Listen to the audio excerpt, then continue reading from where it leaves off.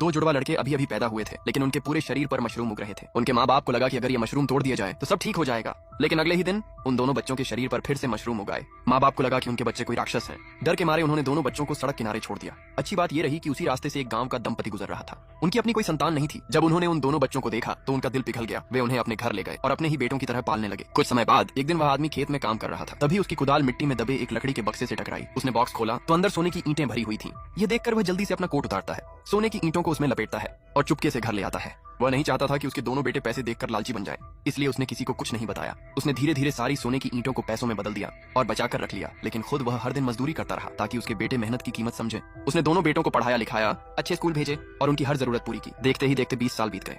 अब तक उस बूढ़े दंपति के पास बहुत पैसा हो चुका था। वे करोड़पति बन चुके थे। उधर दोनों बेटे भी बड़े हो चुके थे। दोनों की शादी हो चुकी थी और दोनों की अपनी अपनी नौकरी और परिवार था। अब बूढ़े दंपति ने सोचा कि उनकी सारी दौलत किस बेटे को दी जाए, इसलिए उन्होंने एक योजना बनाई। उन्होंने तय किया कि वे भिखारियों जैसे कपड़े पहनकर अपने बेटों की परीक्षा लेंगे। सबसे पहले वे शहर के उस बड़े और महंगे इलाके में गए जहां उनका बड़ा बेटा रहता था। उन्हें उम्मीद थी कि उनका बड़ा बेटा उन्हें प्यार से घर बुलाएगा, लेकिन जैसे ही वे दरवाजे पर पहुंचे उनकी बहू ने उन्हें ऊपर से नीचे तक देखा और मुंह बनाकर बोली, ये सारा सामान क्यों ले आए? अगर पड़ोसियों ने देख लिया तो क्या सोचेंगे कि हमने कोई कबाड़ी बुला लिया है? बूढ़ी माँ ने धीरे से कहा, ये गांव की चीजें हैं बेटा, घर के बने सूखे शकरकंद लाए हैं तुम्हारे लिए। बहू बोली, अच्छा अच्छा बस रहने दीजिए, इन्हें अंदर मत लाइए, दरवाजे के पास ही रख दीजिए, मैंने अभी घर साफ करवाया है। बूढ़ी माँ बोली, बहू थोड़ी देर बैठ तो लेने दो, फिर हम चले जाएंगे। बहू ने कहा, आपके जूते बहुत गंदे हैं, रुकिए, ये चप्पल पहनिए तभी अंदर आइए। फिर उसने पानी दिया, लेकिन साथ ही ताना मारते हुए बोली, गिलास अभी अभी धुले हैं, कहीं आप तोड़ ना दें।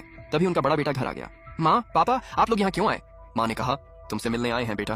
बेटा बोला, मिल लिया ना, अब मैं ठीक हूँ, आप लोग वापस चले जाइए। माँ ने हैरानी से कहा, अरे बेटा हम अभी तो आए हैं। बेटा बोला, माँ मैं बुरा नहीं बनना चाहता, लेकिन आप लोग बिना बताए आ गए, मैंने कुछ तैयार नहीं किया और आपके रुकने की भी जगह नहीं है। पिता ने कहा, कोई बात नहीं, हम फर्श पर ही सो जाएंगे। बेटा तुरंत बोला, ये गांव नहीं शहर है, फर्श खराब हो गया तो कौन भरपाई करेगा? फिर बहू बोली, ठीक है आज एक रात सोफे पर गुजार लो, लेकिन सुबह होते ही वापस चले जाना। माँ ने धीरे से कहा, हम सोच रहे थे 2-3 दिन रुक जाए। बहू ने तुरंत मना कर दिया, नहीं बिल्कुल नहीं, अगले हफ्ते मेरे पति के बॉस घर आने वाले हैं, आप लोगों का यहाँ रहना ठीक नहीं लगेगा। पिता ने बेटे की तरफ देखा और कहा, असल में हम एक काम से आए हैं। बेटे ने पूछा, क्या काम? पिता ने धीमी आवाज में कहा, गांव वाले घर की दीवार गिर गई है, नींव भी टूट गई है, उसे ठीक करवाने के लिए थोड़े पैसे चाहिए थे, बस 2000 रुपए उधार दे दो। बेटा बोला, पापा बात ये नहीं कि मैं देना नहीं चाहता, लेकिन हमारे हर महीने बहुत खर्चे हैं, हमारे पास फालतू पैसे नहीं है। पिता ने कहा, बस 2000 ही चाहिए बेटा, दीवार ठीक हो जाएगी।